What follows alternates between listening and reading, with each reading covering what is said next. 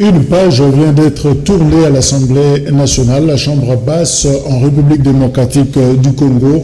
C'est fini. On a maintenant un bureau définitif à l'Assemblée nationale, piloté par Mbosso Okodia Mpwanga, évidemment, secondé par Jean-Marc Kabound. C'est cela, le bureau où les tickets Union sacrée pour la nation. On en parle justement. Et la même tempête qui a soufflé à l'Assemblée nationale essaye aussi de hanter pratiquement la chambre haute du Parlement, le Sénat, Tambomamba, au banc de touche, et c'est le brodage qui prend le contrôle du Sénat congolais. Alors, nous recevons pour vous Adolphe Amisima Koutano, qui est un des responsables de la jeunesse de l'Union pour la démocratie et le progrès social, communicateur, volontaire d'ailleurs du président de la République. Il est avec nous. Adolphe Amissi, bonjour.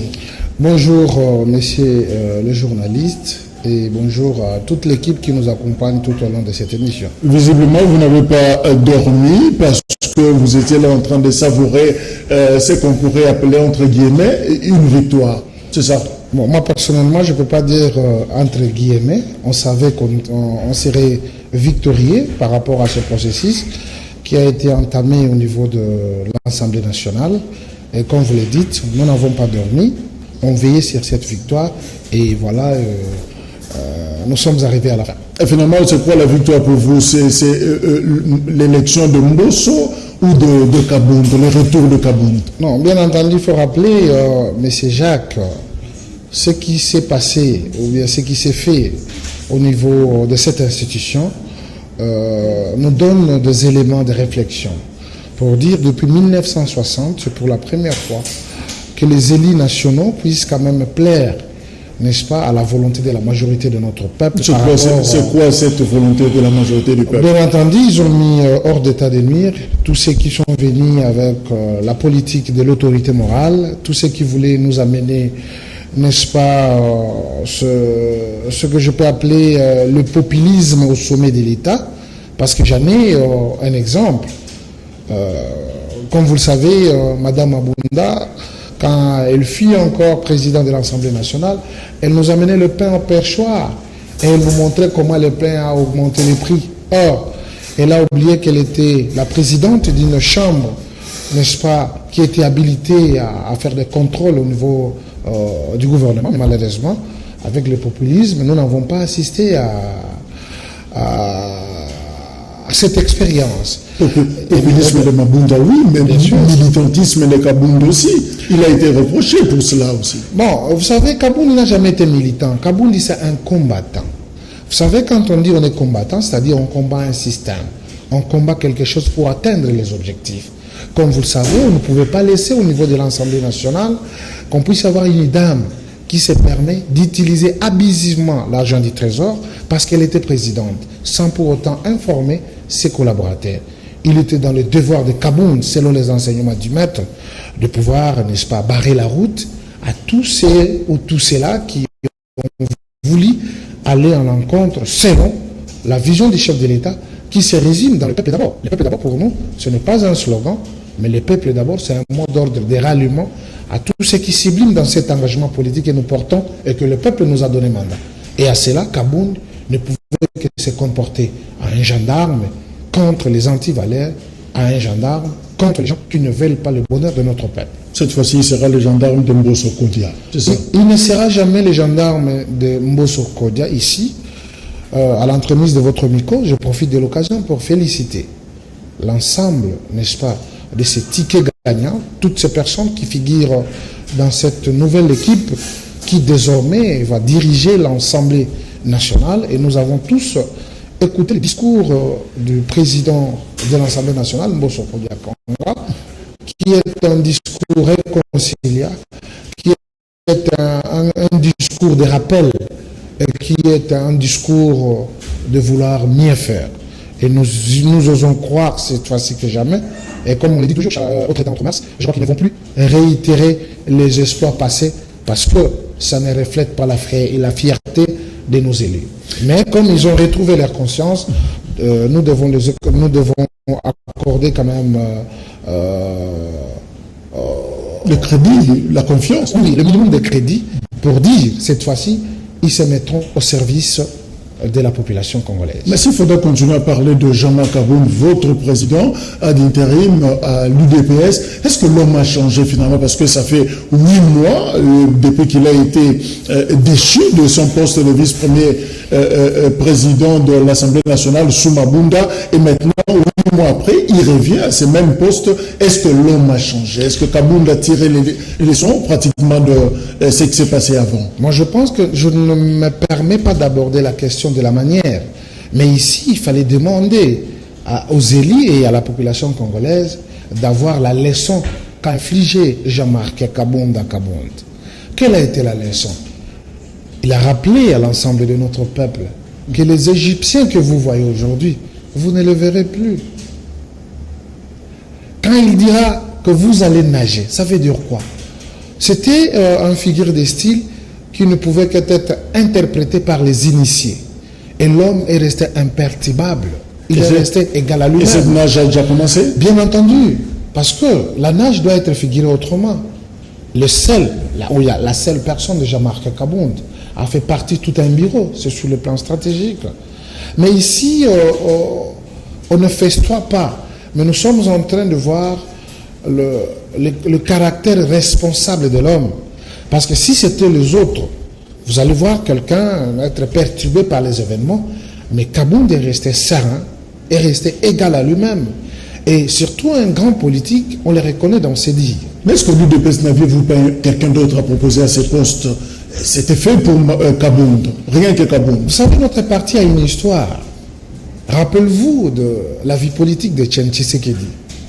Est-ce que la primature, elle était faite pour le fait Etienne Tshisekedi à Moulumba? Non. Il y avait des pesanteurs qui étaient au devant de l'homme et qui ne permettaient pas que l'homme puisse justement donner le meilleur de lui-même par rapport à ce poste. Et l'histoire revient encore chez Kabounda. Vous avez constaté, peut-être vous êtes historien du président, vous ne pouvez pas vous étaler, mais vous allez comprendre qu'il y a eu la méchanceté des gens. Les gens ont comploté contre une personne parce que sa position fâchait.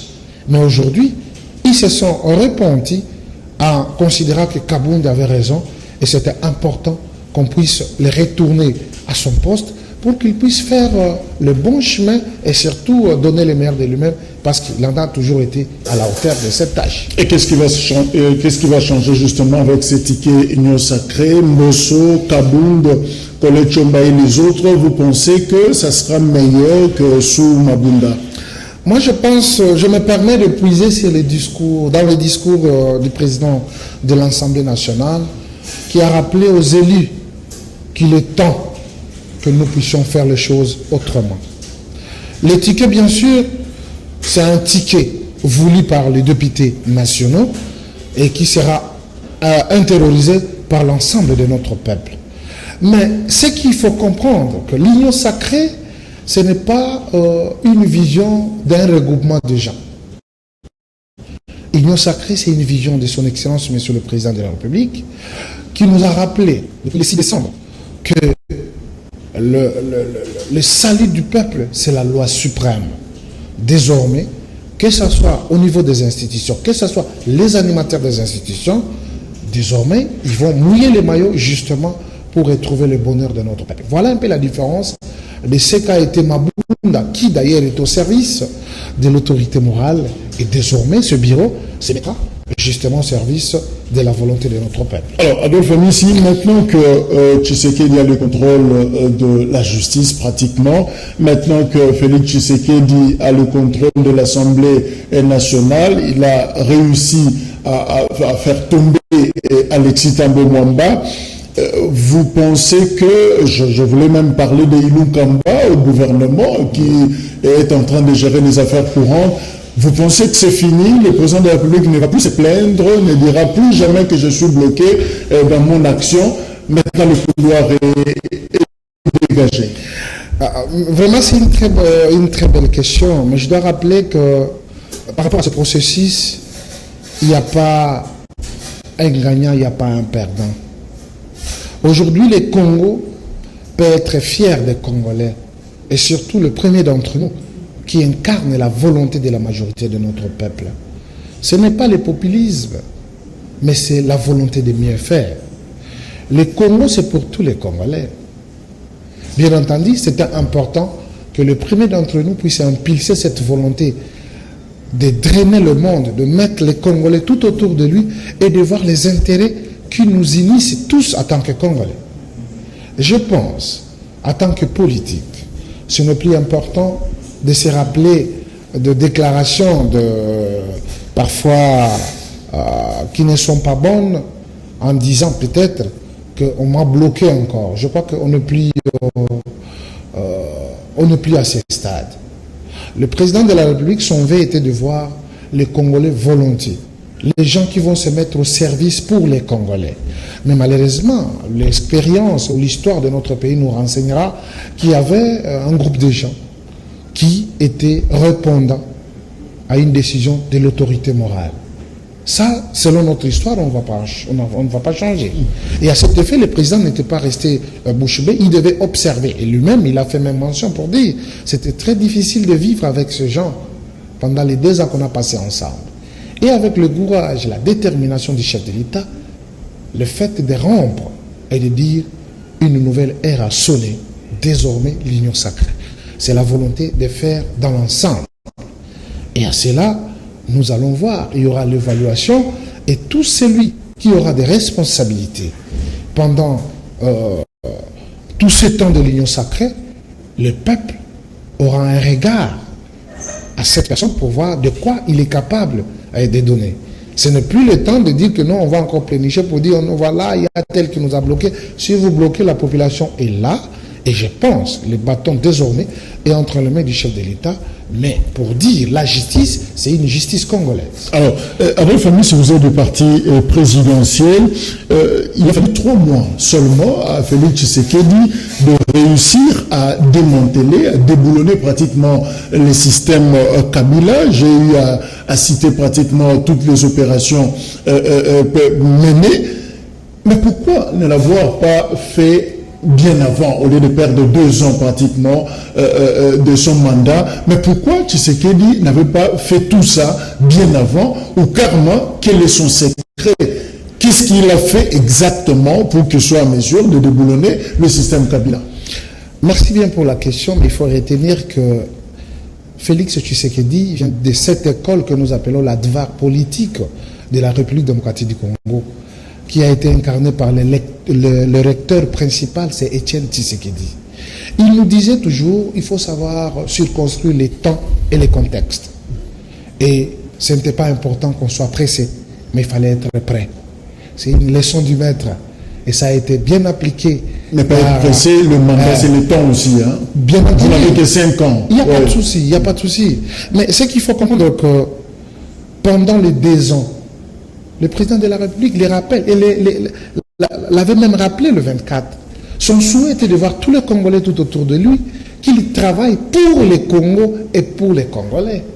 Mais malheureusement, l'expérience nous a démontré qu'il y avait des gens qui n'étaient pas prêts pour servir la nation, mais ils étaient prêts pour servir un individu, une personne. Et à cela, quand Tshisekedi pose des actes, c'était tombé à point nommé. C'était important que cela arrive. Souvent, de l'autre côté, il n'y avait pas de gens qui avaient du courage. Et qui était derrière Félix Tshisekedi? Tshisekedi ne peut pas être derrière. Il n'y a personne qui peut être derrière le chef de l'État. C'est un enfant qui a grandi dans la sphère politique. Il a été enseigné par les grands maîtres. Aujourd'hui, il est le premier d'entre nous. Il est le fils de Tshisekedi. C'est comme on échange, monsieur Jacques. Il faut se dire que vous êtes devant un politique. Mais dire, ma façon de voir, ma façon même de marcher, ça reflète à la politique. Donc c'est pour vous dire, nous savons les temps sur lesquels nous pouvons poser un acte.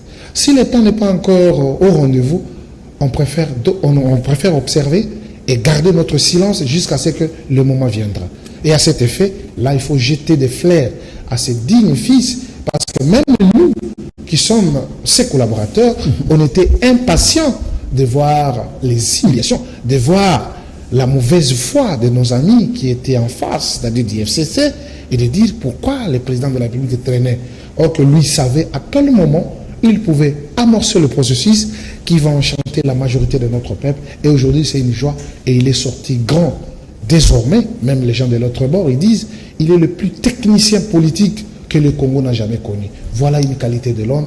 Ça tire l'origine de Tshisekedi, qui était toujours cet homme grand technicien politique, stratège politique. Ouais. Kabila aussi n'est pas le moindre.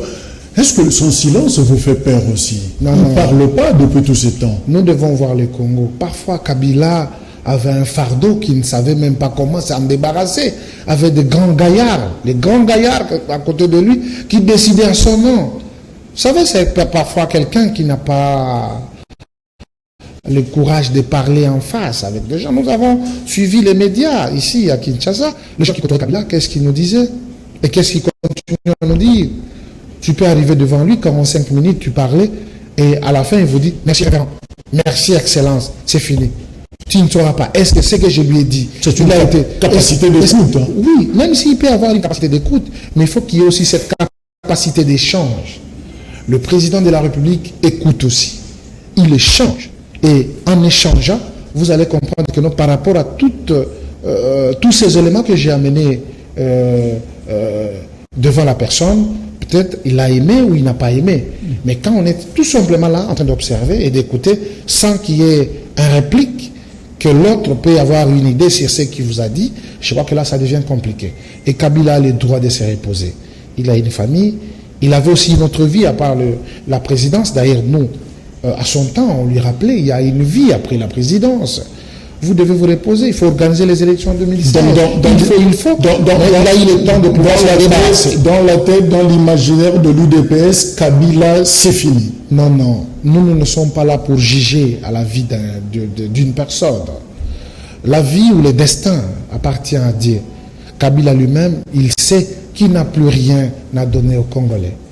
Tout ce qu'il pouvait donner, il a donné. Parfois, les collaborateurs l'ont amené à pouvoir s'enfoncer par rapport à une considération qui pouvait rester ad vitam aeternam à la. Mais ce sont ces mêmes collaborateurs de Kabila qui vous ont rejoint dans le cadre de l'Union Sacrée, non, Adolphe Amissi? Mais bien entendu, l'Union Sacrée, il n'y a pas eu... Ils sont devenus des anges. Non, ils ne sont pas des anges. L'appel du chef de l'État n'a pas exclu. Si le chef de l'État avait décidé ou avait défini les critères pour que quelqu'un puisse venir à l'Union Sacrée, là, on pouvait comprendre. Le président a rappelé tous les Congolais, de tous bords, de venir et de répondre. Ceux qui ont répondu, tant mieux, parce qu'ils savent que désormais, ils doivent se mettre au service de la population. Parce qu'ici, je suis en train d'aimer quand le président de la République a échangé avec le chef de regroupement, il leur avait dit que ici, ce n'est pas une question d'une fête d'anniversaire où on aura un gâteau à se distribuer. L'Union Sacrée, c'est cette volonté de servir la majorité de ces Congolais qui souffrent. En ayant des ambitions, bien entendu, parce qu'on sait qu'on aura une répartition, parce que les institutions doivent être animées par des personnes. Mais quel genre de personnes? Le président de la République lui-même sait. Mais nous, on ne peut que proposer et dire au président de la République, l'histoire de notre pays nous renseigne que Mobutu a fait 32 ans. Kabila a fait 3 ans. Et Kabila Joseph a fait 18 ans. Et à cela, il y a combien d'années?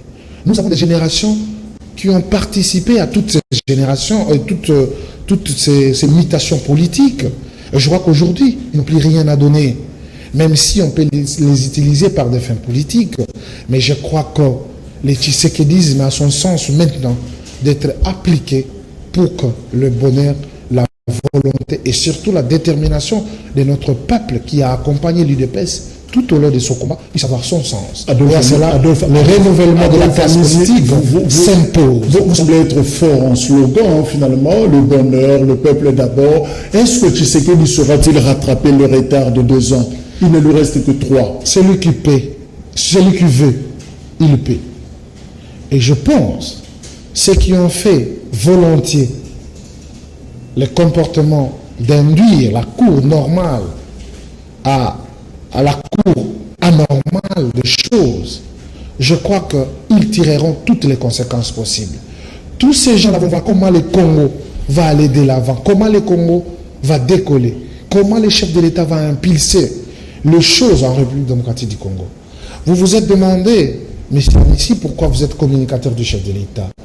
Je vous ai rappelé, il y a beaucoup de choses qui ont été faites, mais malheureusement, on se demande, est-ce qu'il y a des gens pour faire valoriser, pour faire la visibilité de toutes les actions impulsées par les chefs de l'État? Il y a un département de communication. Non, moi je dis, j'ai communiqué pour le président de la République avant qu'il soit président de la République.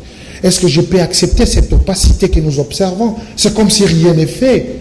Voilà, aujourd'hui, devant votre parcelle ici, il y a ces caravanes de Transco, plus de 300 Transco, de nouveaux bus. Oui, qui circulent dans la ville. Est-ce que nous n'avons pas des gens qui peuvent informer notre peuple? Nous avons acheté des passeports à 250 dollars aujourd'hui. Donc vous constatez qu'il y a un déficit communicationnel. Il y a un déficit, n'est-ce pas, de vanter les actions du chef de l'État. Et moi, je n'ai pas besoin des avantages que les autres en cherchent. Mais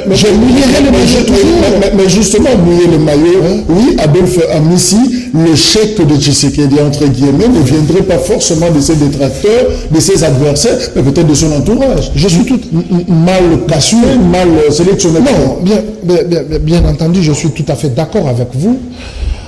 En observant la cour normale pendant les 2 ans que le chef de l'État, depuis qu'il a pris les fonctions, n'est-ce pas, du commandant suprême, vous allez comprendre qu'il y a beaucoup de gens qui abusent de la bonne foi du président de la République. Qui? Beaucoup de gens, des collaborateurs. Qui sont-ils? Mais je peux citer, il y a certains qui sont en prison de Makala. Qu'est-ce qu'ils font là-bas? Or qu'ils étaient des collaborateurs du président de la République. Vous parlez de l'ancien DIRCAB. Je dis, ils devraient répondre positivement aux besoins. Et surtout, je me rappelle le jour où le président de la République est allé à la 16e rue pour dévoiler les secrets des 100 jours. C'était avec pompe. Nous avons vu tout le monde. Mais in fine, qu'est-ce que les gens ont fait? Même si aujourd'hui on continue à inaugurer les sautes-moutons, n'auront plus de l'ampleur par rapport à l'attente de la population de son temps. Et à cet effet, nous allons dire et rappeler à tous ceux qui croient être des collaborateurs proches du chef de l'État, mais être collaborateur du chef de l'État, c'est de répondre positivement par rapport à la vision du chef de l'État. C'est l'accompagner, l'amener jusqu'à ce qu'il aura la victoire finale par rapport à tout. Est-ce que vous pouvez donner raison à ceux qui disent que Félix Tshisekedi a un problème de casting? Il ne sait pas comment satisfaire tous les combattants de l'UDPS à l'IMT, mais aussi ses copains de la diaspora. Il est entre ces deux familles, il ne sait pas quoi faire exactement. Ça fragilise l'équipe. Je dois vous rappeler, M. Jacques, que ce soit les combattants de l'Europe, que ce soit les combattants de Kinshasa, l'UDPS ne s'est pas battu pour les postes. Et l'UDPS ne s'est pas battu pour les compromissions. Nous nous sommes battus pour que nous puissions avoir le pouvoir et servir l'ensemble du peuple congolais. Parce que ce combat a été symbolisé par une participation massive de la population congolaise. Bien entendu, c'était la première expérience. Ça, il faut qu'on se le dise. Et le président de la République ne pouvait pas écarter les uns et approcher les autres. Mais aujourd'hui, le président a une image de ses collaborateurs. Il sait qui fait quoi, qui peut faire quoi. Et à cela, on ne pouvait pas se précipiter. Nous avons été sur le front, dans tout, pour tout et surtout dans ces combats. Nous avons partisé jusqu'à risquer nos vies ensemble avec le président de la République. Parce qu'on voulait quelque chose. Vous avez risqué, mais mal rémunéré. Hein, non, ce n'est pas ça.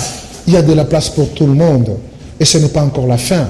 Je tiens à vous rassurer que le président de la République sera réélu en 2023. Et nous irons jusqu'en 2028. Mais la seule chose, disons des choses clairement. Vous mériterez par exemple d'être ministre, non? Amis, avec tous les combats, mais on fait de vous un administrateur de une entreprise. Est-ce que j'ai une décision m'interdisant de ne pas participer à ce gouvernement de l'Union sacrée? Je dis non. Donc ça viendra. C'était un pas. Et je crois que nous avons des intelligences, nous avons des personnes qui observent et qui savent à quel dévouement nous pouvons être utiles aux côtés du chef de l'État, même pas au gouvernement, même dans des entreprises publiques, même dans des services non apparents. pour que nous puissions servir ces régimes. Et à cela, ne soyons pas pressés, mais soyons prêts. Et je pense, cette fois-ci que jamais, les dignes généraux fidèles à son Excellence, Monsieur le Président de la République, seront au rendez-vous par rapport à Alors, Maboun est parti, et c'est un moment bas qui tombe. Peut-on dire qu'il est victime d'une rancune pratiquement du camp présidentiel? Non, ce n'est pas ça. Je crois que l'orgueil a payé cash. Il y a des gens qui se sont érigés le droit de pouvoir manquer de respect à son Excellence, Monsieur le Président de la République. C'est ce que je vous ai dit. Un politique doit savoir circonscrire les temps et les circonstances. Et quand il y avait cette arrogance de la part de M. Tambwe Mwamba, le président observait, il n'a dit mot. Mais aujourd'hui, c'est écoulé comme un château en carton. Est-ce qu'il peut encore nous démontrer cette arrogance? On dit non. Donc la chute de Tambwe Mwamba, c'est une punition du chef. Ce n'est pas une punition du chef parce que ce n'est pas le chef qui a initié cette motion au niveau du Sénat. C'est les sénateurs. Ce sont les sénateurs. Et donc, c'est tout un processus interne. Nous devons respecter quant à ça parce que nous sommes en train de vivre cet avènement de l'état de droit en République démocratique du Congo, aujourd'hui impulsé par son Excellence, Monsieur le Président de la République. Nous terminons. Qui sera le Premier ministre? Vous avez un nom? Je crois que c'est le choix du chef de l'État. C'est un pouvoir discrétionnel. Vous pouvez spéculer, non? Je ne peux pas spéculer parce que le pouvoir discrétionnel, ça veut dire les secrets du chef. Celui qui fera un choix parmi les 391 députés qui ont souscrit dans cette réqualification de la majorité. Et désormais, ce Premier ministre ne viendra que de là. Mais je pense, cette fois-ci, nous aurons un Premier ministre dynamique, un Premier ministre jeune, un Premier ministre capable de se déplacer de l'Est à l'Ouest, si vous nous donnez déjà un indicateur, un Premier ministre jeune, donc ce n'est pas Bahati Lukwebo, non. Moi, je n'ai pas cité les noms des gens. Non, je parle en termes de jeunesse. Bien entendu, nous devons avoir un sang nouveau. Vous pouvez vous demander aujourd'hui, Ilon Kamba, il est parti. Il a sillonné combien de provinces de la République démocratique du Congo? Il est le chef de l'exécutif, il doit savoir comment fonctionne l'ensemble du territoire national. Parce qu'il n'était pas jeune. Non, non. Le poids d'âge pesait sur lui. Je vous rappelle que Mbosso Kodia est plus âgé que Ilon Kamba. Il n'y a pas de problème. 78 ans. Vous savez, la jeunesse, c'est un état d'esprit. Tshisekedi était plus jeune plus que nous, parce qu'il était très dynamique. Quand on est avec Kabila, on paraît plus vieux. Quand Mbosso est avec Tshisekedi, ce n'est pas ça. Il a 12 ans. Par rapport à la donne, voilà le processus. Comment ça nous a amené? Nous sommes allés rapidement et nous avons retrouvé la cour normale de l'institution. Nous avons eu un bureau définitif. Mais si c'était les autres, ils pouvaient alourdir la machine et pour avoir ne fût-ce que ce bureau, ça pouvait nous prendre beaucoup de temps. Et cette expéditivité, c'est ce que nous voulons. Ce Premier ministre peut venir quand? Parce que finalement, il n'y a plus rien. Le Premier ministre est tombé, l'Assemblée nationale aura un bureau définitif. Bientôt au Sénat, les choses seront beaucoup plus claires. Donc le Premier ministre peut, avant dimanche, il peut être là déjà. Non, mais aujourd'hui, il n'y a pas de problème. C'est le pouvoir discrétionnel du chef de l'État. Nous pensons que les carottes sont cuites. Monsieur Lunkamba est parti, Mabunda est remplacé, Tambwe Mwamba, c'est une question de heures. Et donc, nous allons retrouver le complet des institutions pour qu'ils se mettent au travail et que le peuple puisse retrouver son compte. Mais quand Kabunda parlait de Bemba et de Katumbi, évidemment, il n'a pas aimé pratiquement ce que lui a considéré comme les ambitions de ses partenaires. Ça veut dire qu'il avait une lecture, il peut aussi influencer. Est-ce que l'UDPS a une préférence, même si cela relèverait du pouvoir discrétionnaire du président de la République? Est-ce que vous, en tant qu'UDPS, parti présidentiel, vous avez une préférence quant au prochain Premier ministre? Je vais me rappeler qu'en République démocratique du Congo, nous n'avons pas une institution que nous appelons UDPS. UDPS, c'est un parti politique qui se bat aussi pour avoir son compte par rapport à la gestion de la République. Et à cela, nous devons émettre nos vœux, nos avis et nos considérations et à celui qui prendra la dernière décision.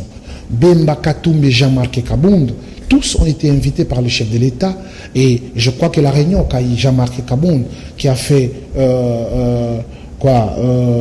la suite à ces députés du FCC, il leur avait rappelé, c'était un enseignement. Il leur disait que vous devez quitter ce comportement d'hypocrisie et soyez des hommes d'État et avoir une décision ferme pour les devenir de la République. Faute de quoi? Voilà ce qui a été comme entretien entre nous avec le chef de l'État. Bemba voulait ça, Katumbi voulait ça. Mais moi, en tant que divulguer des secrets comme ça, ce n'est quand même pas de l'élégance. Mais nier aussi ce qu'on a dit, aussi, ce n'est pas aussi de l'élégance. Quand on a dit quelque chose, il faut assumer. Mais pourquoi ne pas vouloir que cela soit connu? Désormais, on ne veut plus les choses de secret ici. Katumbi a géré ces pays pendant autant d'années. Et au sein de Katumbi, il y a quand même des jeunes. Il y a des gens qui peuvent faire mieux plus que Katumbi. Et la même chose avec Bemba, avec le MSC. Il y a aussi des jeunes dynamiques comme il y a le prof Mbao. C'est un jeune dynamique. Pourquoi ne pas exposer ces intelligences-là et qu'on veut tout simplement qu'on puisse être dans le dictat de l'autorité morale? C'est ce qu'on a fait avec Joseph Lembig quant au poste de rapporteur à l'Assemblée nationale. Bien entendu. Adolphe Amissi, merci. C'est moi qui vous remercie et je remercie tous nos téléspectateurs. Nous serons là tout le moment où le temps l'exigera pour que nous puissions défendre la nation, le chef de l'État et l'UDPS en général. C'était votre opinion. Jeudi 22h15, vendredi 8h30 sur Canal King Télévision et sur YouTube. Les émissions sont disponibles et téléchargeables. Merci. Au prochain numéro. Au revoir.